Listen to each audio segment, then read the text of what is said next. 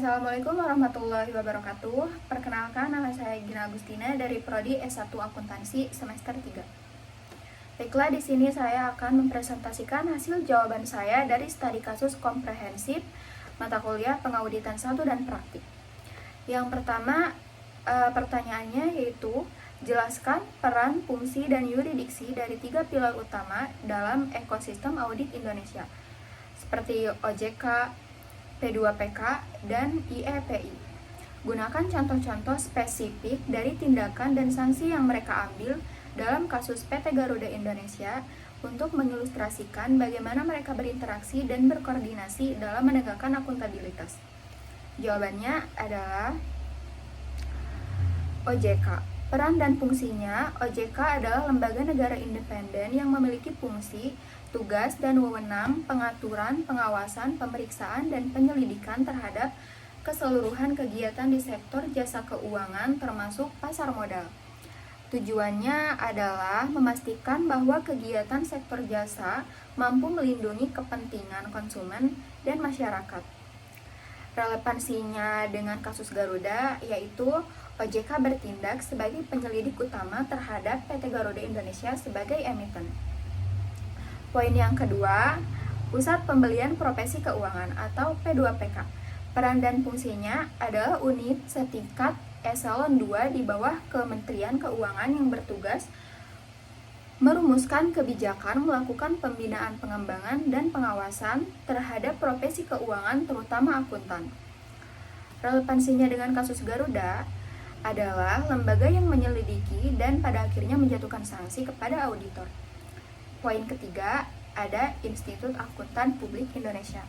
Peran dan fungsinya adalah salah satu asosiasi profesi akuntan publik di Indonesia yang diakui oleh pemerintah. Relevansinya dengan kasus Garuda ini, SPAP yang diterbitkan oleh Institut Akuntan Publik Indonesia menjadi dasar acuan bagi P2PK dalam mengevaluasi kinerja auditor dan KAP. Berikut ini adalah contoh sanksi yang diambil dari studi kasus PT Garuda. Ada 5, yaitu pihaknya PT Garuda Indonesia, Dewan Direksi, Direksi Komisaris, AP Kasner Silum Pamea, dan KAP Tanu Brata. Tapi saya akan menjelaskan satu saja. Badan yang menjatuhkan sanksi kepada pihak PT Garuda Indonesia dengan sanksi denda 100 juta dari OJK dan 250 juta dari BEI. Perintah untuk menyajikan kembali laporan keuangan dan paparan publik.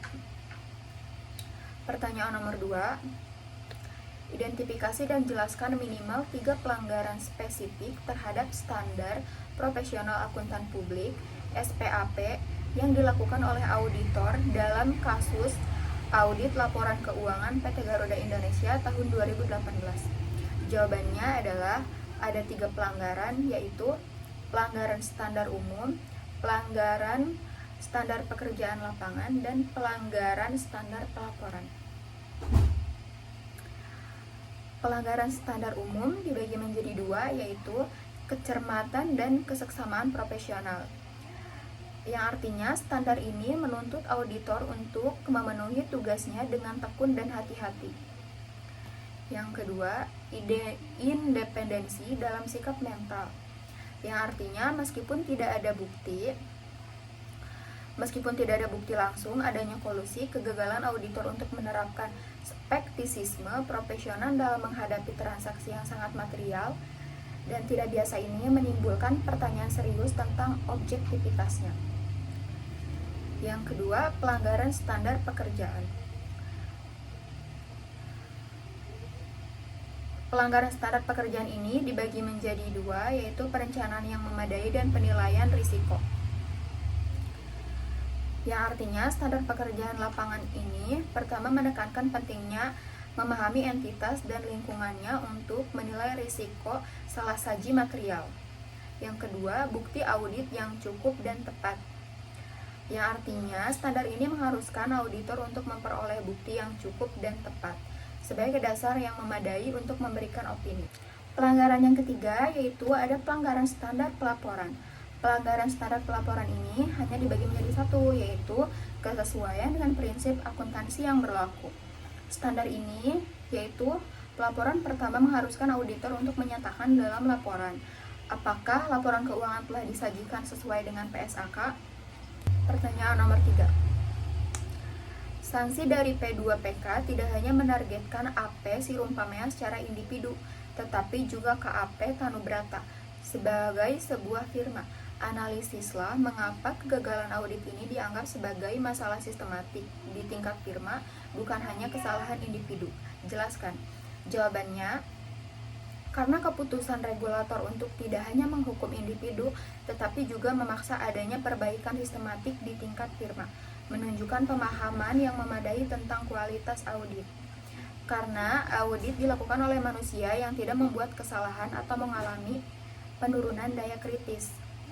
Tindakan regulator ini yang mewajibkan perbaikan sistematis yang ditelah oleh BDO Internasional menunjukkan bahwa menghukum individu saja tidak cukup.